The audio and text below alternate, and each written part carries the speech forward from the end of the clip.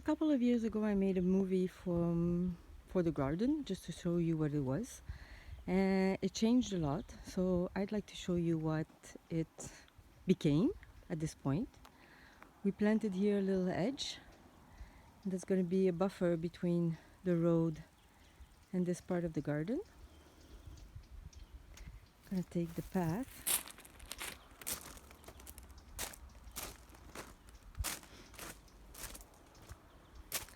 The path leads actually to this side of the garden.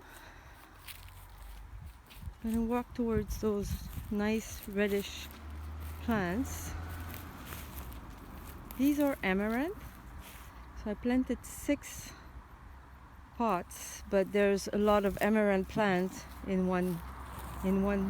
each of them. You see that? And they make those nice flowers, and these flowers will actually shed seeds, which is the amaranth seeds that you're buying in the stores when you buy them. You can put amaranth a little bit everywhere. The nice thing is with those plants is that you can eat the leaves and eat the stems. So the stems, you cut them really fine and you stir fry them or something like that.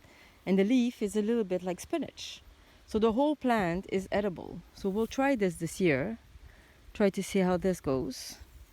But it makes quite an amazing flower, I would have to say. I like them a lot. This year I tried as well sweet potatoes. So this vine crawling here are actually the potatoes.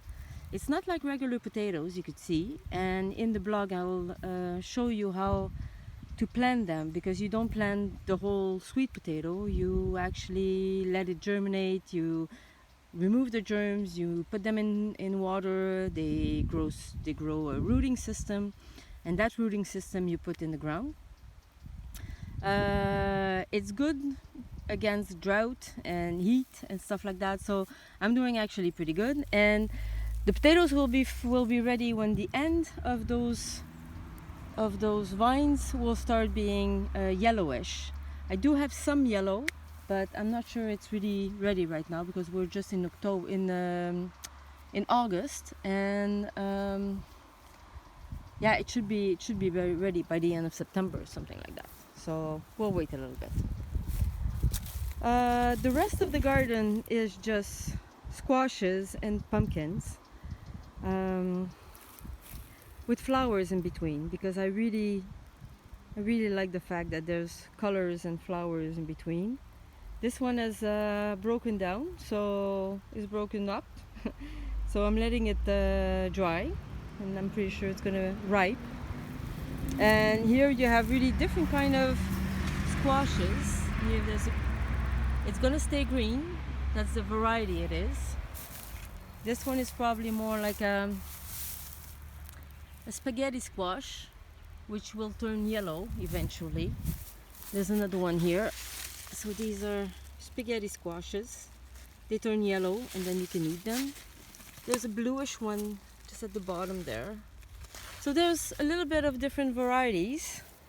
There's also the regular butternut squash. So anyway, I won't show you all of them, but these are all the squashes, the squash plants anyway. This one here is it's quite tall. It's taller than me for sure. And this is a yacon. A yacon is a root. It's a bit, it looks like a sweet potato, but it's white. When you cut it, there's a lot of juices. It's crunchy. It's juicy.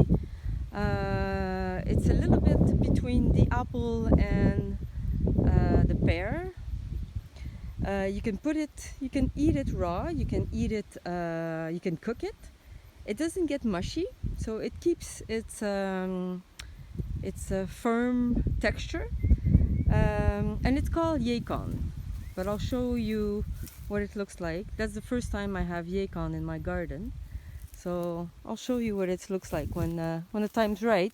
The plant has to die all the way together, and we have to harvest it before the frost. And Yacon doesn't really keep good, I think, so I'll have to find a way to just to freeze it or something like that. I'll see what to do with it. This is Mike's popcorn, which is actually doing quite nice, but not all the stalks have a corn or head in it, but these have. So that's going to be Mike's harvest popcorn this year. Going down.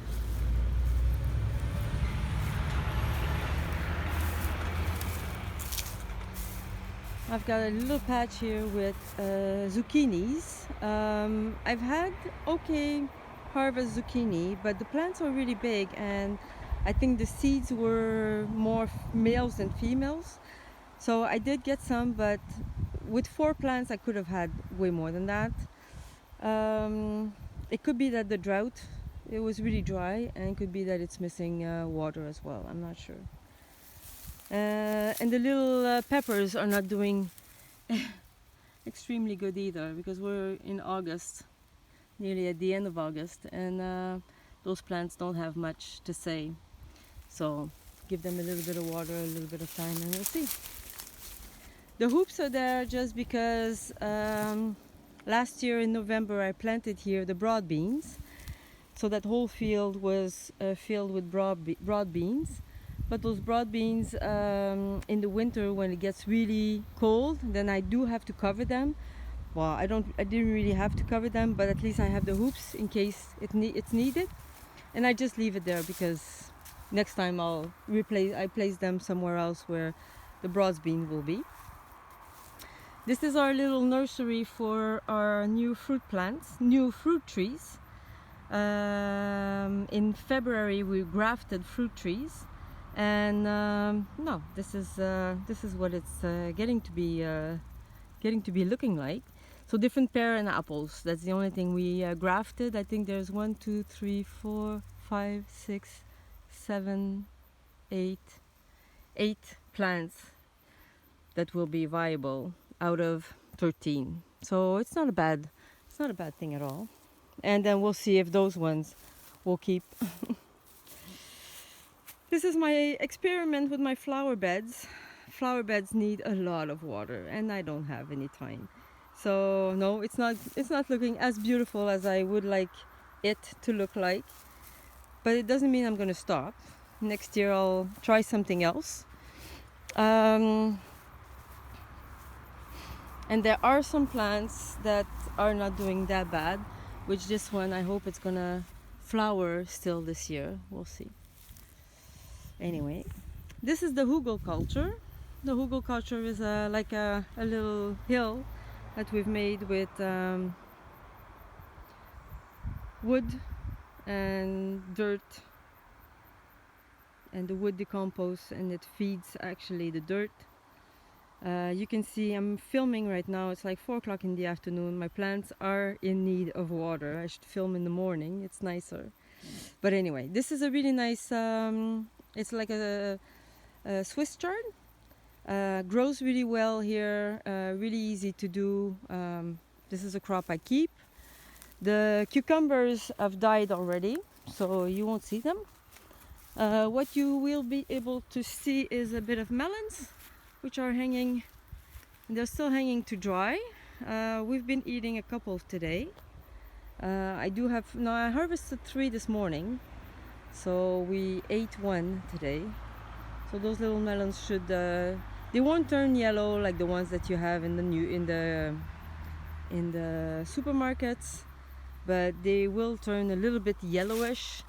Like the one in the left is a little bit yellowish, and at one point it's just gonna, you can see here, I think it's getting pretty ripe. So it kind of wants to separate, and now it's going to be ready. So this one, maybe tomorrow we'll be able to get it out. The rest are beans. There's a lot of beans hanging. I'll have to do a harvest and make a nice bean meal. And the cucumbers were here at the end, but yeah, everything is died now. It's not. It has been really, really dry, and I'm not sure if I didn't get some kind of disease or something. This is the potato patch, which is not harvested yet. So all the potato plants have died, which is good. The potatoes are in the hills. I showed it to you earlier, all the little hills I made. So all the potatoes are there under. I do have to make sure that they don't see the sun. They will keep for a little while, and you see I've seen some of them that have seen the sun and they are getting yellowish, so I removed them. But I do have to make sure that they are well covered. I might put a new layer of straw on top, just to make sure that I keep them good and nice and clean and cool until I harvest them, because it's going to be a big harvest. It's going to be somewhere in September. This is a pâtisson. It's quite a nice little squash thing.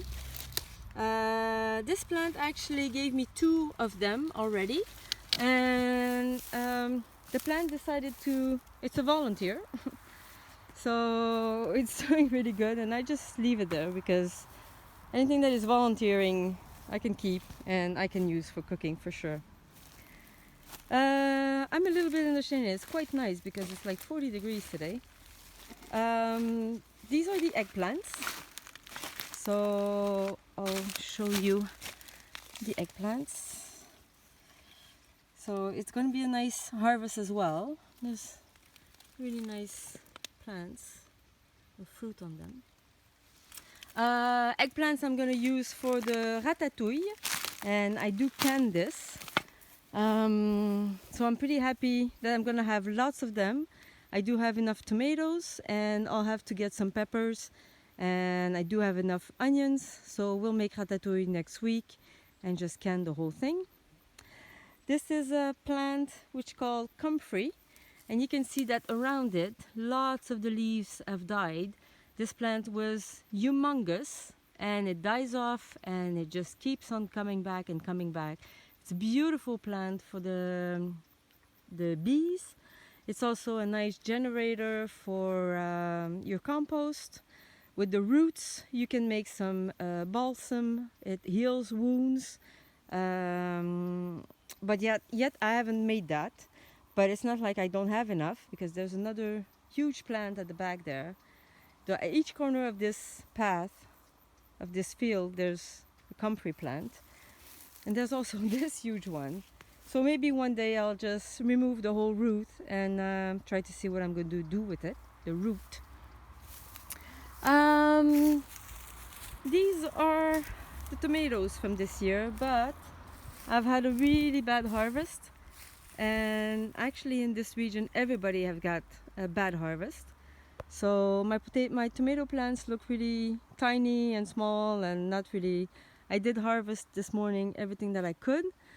And you can see in middle everywhere flowers. I put marigold with my tomatoes to help them out.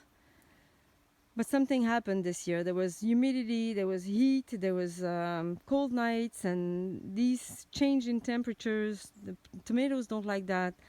And most of my friends have lost all their crops as well. So I did have some, because I did treat them. I treat them with copper solution, which is used in the in the organic fields. And I did do a lot of cutting, and I did care for them as much as I could. But yeah, the harvest is not the same thing as what it was last year, for sure. Here, that whole patch was the patch where the onions were. So all the onions are not drying, are now drying, which is good. At the end there you could see little yellow flowers, and these are going to be harvested and dried. These are calendula to make oils. In the middle here I do have to do some weeding, I know. I do have some beets. I'll show you a nice beet and you're going to say, oh yeah. Yeah. So these are beets. And yeah, you don't really have to weed everything as long as you know where your beets are. So I will harvest them as well and probably can them before they get eaten up by little bugs. These are going to be the coals for this year. I do have some kind of a little flea that eats most of the coals. Most people have problems with those fleas as well. And what it does holes. So I'll show you one that is not happy. So there's a lot of holes and this plant is not going to make it. And just beside it, well, there's plants that are quite happy and they are strong and will make it. And this is a Brussels sprouts. So Brussels sprouts will harvest just before the cold season, usually. And this one is a palm cole. It gets to be like a palm tree, really nice bluish leaves, and you eat them as well in the winter. I did had some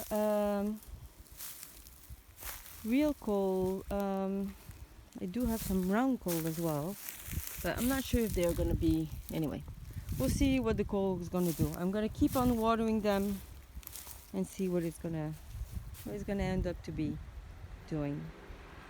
So these are the cole from this year. Here I had the garlic, and I removed all the garlics, and I've put leeks, and in between I've put celery. Celery is the first year I do that, so I'll see how that goes. Still has to grow. This one might be a little bit nicer already, so we'll see how that goes. And if not, if I don't have any more like stalk and stuff like that, and with the leaves I can do pesto, I can do salted herbs. It's just gonna be, it will be used. It's an experiment. They say that leeks and celery are good companions. That's why I tried it this year. This is datura. I don't know how you say it in English. It's actually a poisonous plant, but the flower is so beautiful that I decided to have one. So here you go. I just have to put some water, just water it a bit. These are volunteers. This is the place where I used to put all my squashes when they were not good anymore, where they were putrefying. And this is the path where I just threw them there, and all those seeds started growing. So now I have a new patch, and I have no idea what's there, but I'll wait for them. And in the front here, you see tomatoes. This tomato plant is from a little sucker. So what I did in beginning of July or mid-July, I took all the suckers out from the tomatoes, like we usually do. We remove the suckers and we just throw them away because we want our good tomatoes to have the energy to make the nice tomatoes. And I took the suckers and I put them in water. They did rooting systems, and now I've planted them. So these tomatoes are quite young. They haven't had all the sickness the other ones got, and they are flowering right now. So if the season is long enough, I might have some tomatoes somewhere at the end of September, beginning of October, as long as the temperature is nice and the nights are not too cold rapidly. We'll see how that goes. Here at the back, asparagus, first year as well. So I planted them, some from seeds and some from crones. Doing really good, I think, for the first year. They just have to grow. As long as they're growing right now, then I know that the crones are doing something. So these are asparagus that have not been harvested. So they will do a little plant. And here you could see, oh no, I don't have them. I thought little heads, but we're a little bit late for that. But all those asparagus this year, you could see that the ground is not leveled. So I'll put some nice sheep manure. I'll cover them. Next year I'll let them grow again, so I won't cut the plants, nothing. I'm just gonna let them get strong. And the third year I'll start harvesting the asparagus. So for the people that likes it, don't come next year, come the year after. I'm gonna walk this way a little bit and I'll pick you back up. But this is a bit what this place looks like at this time. And we'll come back on the other side.